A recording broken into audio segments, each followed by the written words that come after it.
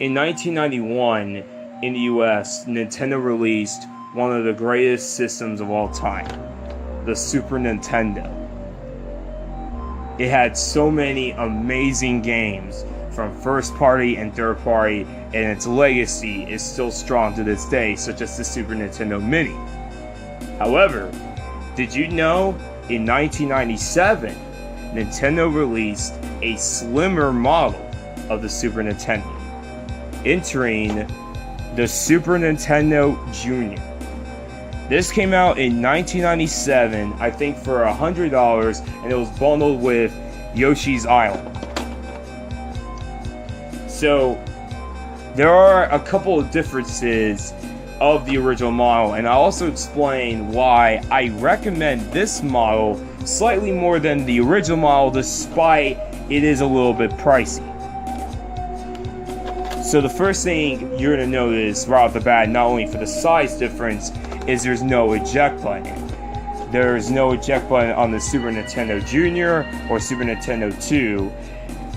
The buttons are a lot different, but the big difference is in the Super Nintendo original model, there was an LED light.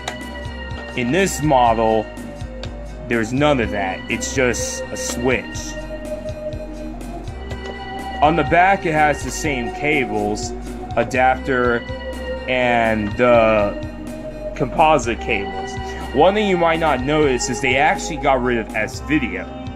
So they did that to make it cheaper. So it can't do S-Video. So, you'll probably ask yourself, why do I prefer this model? Well, one is what you saw in the original model. It gets yellow because there's a chemical in the plastic that when it gets exposed too much to sunlight, it gets yellow. So it looks, ew.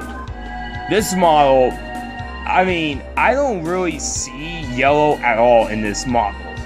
I think it can get yellow, but I don't see it very often. I think they got rid of that chemical in this model, so that's why whenever you see a Super Nintendo Jr., it tends to be very, very mint and no yellow. Another reason why I prefer this model is the games, the actual picture quality looks better than the Model 1. There was a video by My Life of Gaming that they actually did a side-by-side comparison of the first two Super Nintendos, and the Super Nintendo Jr. actually has a better quality in terms of picture and colors and things like that. So that's another reason why I prefer it. And I just really like the design. I really prefer the design of the Super Nintendo Jr. because it kind of looks like a little bit of the Super Famicom look, as a lot of people don't like this design.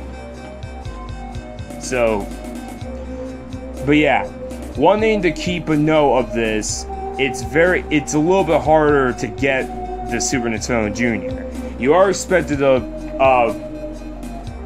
spend a little bit more money than a normal Super Nintendo.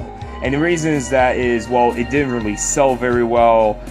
They're not very common in the US. So you could try to find on eBay, but if I remember, without the cables, it's like $50 or $60. So you're spending a lot. I was able to get mine in the Southeast Game Exchange of 2016 for like, I believe, $50. So I got real lucky, $50 or $60.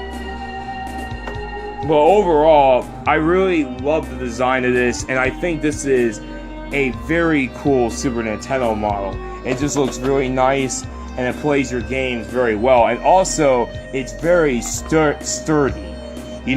Sometimes while I'm holding the Super Nintendo, the game will wobble. But here, not really. So, I recommend the Super Nintendo Jr. If you ever find one cheap, I recommend getting it. Anyway, guys, I hope you enjoyed this little review. This is Videogamelover58, signing out. Peace.